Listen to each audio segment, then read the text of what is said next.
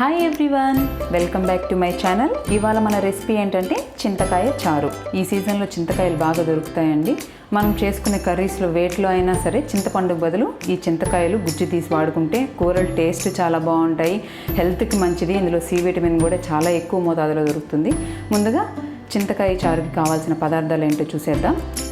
చింతకాయలు 1 కప్, కొత్తిమీర, కరివేపాకు, పచ్చిమిర్చి 2, ఆయిల్ 2 టేబుల్ స్పూన్స్, ఉప్పు, పోపు దినుసులు, పసుపు 1/2 టేబుల్ స్పూన్, కొద్దిగా ఇంగువ, వెల్లుల్లిపాయి, రసం పౌడర్. ఈ రసం పౌడర్ నేను ఇంట్లోనే ప్రిపేర్ చేసుకున్నానండి. ఇది ఎలా ప్రిపేర్ చేసుకోవాలో దీని లింక్ డిస్క్రిప్షన్లో ఇస్తాను, ఒకసారి చూడండి. ఇప్పుడు తయారీ విధానం చూద్దాం. ముందుగా ఇలా ఒక గిన్నె తీసుకొని ఈ చింతకాయలు వేసేసుకోండి. నీట్గా కడిగేసుకొని 1 గ్లాస్ వాటర్ వేసుకొని వీటిని ఒక 5 మినిట్స్ ఉడకపెట్టుకొని పక్కన పెట్టుకోండి. చూడండి, ఇలా ఉడికించుకోవాలి. ఇవి చల్లారిపోయాయి. వీటిలో ఇప్పుడు మనం కొద్దిగా వాటర్ పోసుకుంటూ దీనిలోంచి రసం తీసుకుందాం.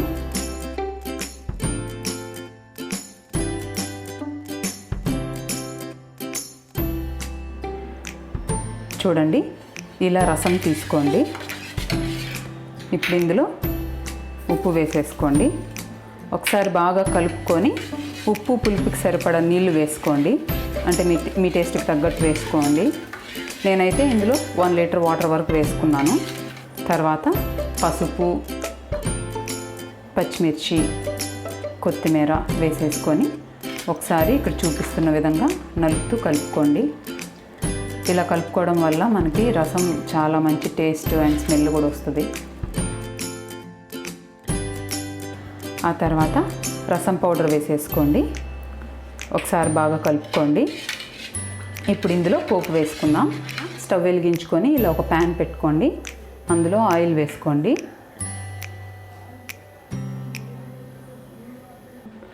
ఆయిల్ వేడైందండి. ఇప్పుడు స్టవ్ సిమ్లో పెట్టుకోండి. పోపు దినుసులు వేసుకోండి. అవి కొద్దిగా వేగాలి. ఇంగు వేసుకోండి. ఆ తర్వాత కరివేపాకు, తెల్లగడ్డ వేసుకోండి.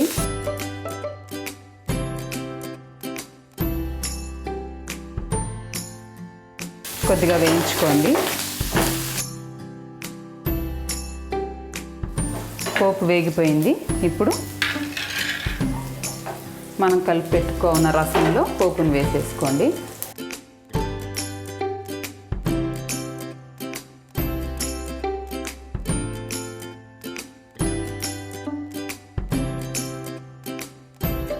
స్టవ్ హైలో పెట్టుకోండి. ఇప్పుడు ఈ చారుని మరగనివ్వాలి. చూడండి, రసం ఇలా మరుగుతున్నప్పుడు స్టవ్ హాఫ్లో పెట్టుకొని ఒక 2-3 నిమిషాలు మరగనివ్వండి. 3 నిమిషాలు అయిందండి. ఇంకా స్టవ్ ఆఫ్ చేసేసుకోండి. రెడీ అయిపోయింది. అంతేనండి, పుల్లటి టేస్టీ చింతకాయ చారు రెడీ అయిపోయాయి. ఇలా ఒక్కసారి ట్రై చేయండి. చాలా తక్కువ టైంలో ప్రిపేర్ చేసుకోవచ్చు. పులుపు ఇష్టపడే వాళ్ళకి ఇవి చాలా బాగా లైక్ చేస్తారు. ఇలా కూరలు అన్నింటిలో కూడా ఈ సీజన్లో చింతకాయలు దొరుకుతాయి కాబట్టి చింతపండు బదులు ఇలా చింతకాయలు గుజ్జు తీసి ఇలా వేసుకొని వాడుకోండి. నా ఛానల్ మీకు నచ్చితే లైక్ చేయండి, షేర్ చేయండి. మరిన్ని వీడియోస్ కోసం క్రియేటివ్ మస్తీ ఛానల్ని సబ్స్క్రైబ్ చేయండి. Thanks for watching.